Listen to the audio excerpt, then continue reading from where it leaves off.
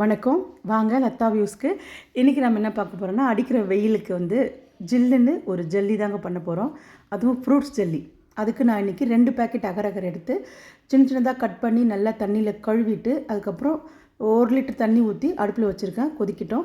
இப்போ அந்த கேப்பில் நம்ம பழங்கள்லாம் அரிஞ்சிடலாம். நம்மக்கிட்ட இருக்கிற பழம் எது வேணாலும் சேர்த்துக்கலாம். நான் அன்னாச்சி பழம், செரி பழம், ஸ்ட்ராபெரி, திராட்சை, அப்புறமா இது போமோகிரானட், மாதுளம் பழத்தை கூட உரித்து நம்ம ஒரு கைப்பிடி அளவுக்கு அந்த பழத்தை எடுத்துக்கிட்டோம்.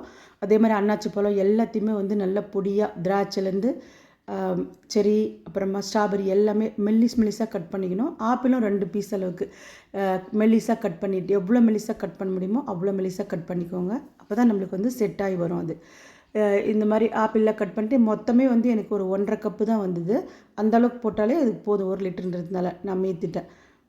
மாதுளம்பழமும் ஒரு கைப்பிடி அளவுக்கு தான் அந்த சொலையை எடுத்து போட்டேன் நான்.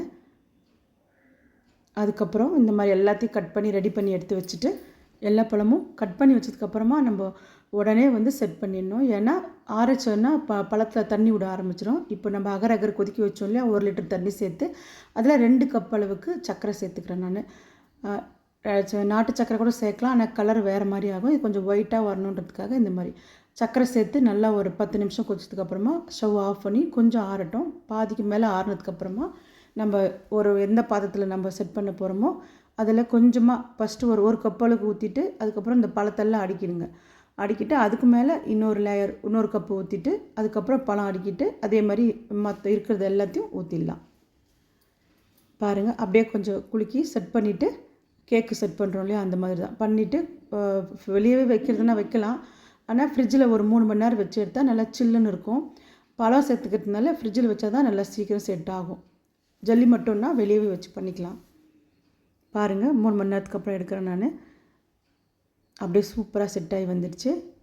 இப்போது திருப்பி போட்டு கட் பண்ணி கேக் மாதிரி கட் பண்ணி ஃப்ரூட்ஸ் எல்லாருக்கும் கொடுக்க வேண்டியது தான். கொஞ்ச நேரத்தில் இது எல்லாம் காலி ஆகிடுச்சு. நீங்களும் இதே மாதிரி செஞ்சு கொடுங்க பசங்களுக்கு. லீவ் வேறு இப்போ விட்டுருச்சு, அதனால ஏதாவது கேட்டுகிட்டே இருப்பாங்க வெயிலுக்கு. இந்த மாதிரி செஞ்சு கொடுத்துட்டோன்னா சாப்பிட்டுட்டு இருப்பாங்க. பசங்களுக்கு ஹெல்த்தியாகவும் இருக்கும் அது. அவ்வளோதான், எப்படி இருக்குதுன்னு பார்க்கலாம். சூப்பராக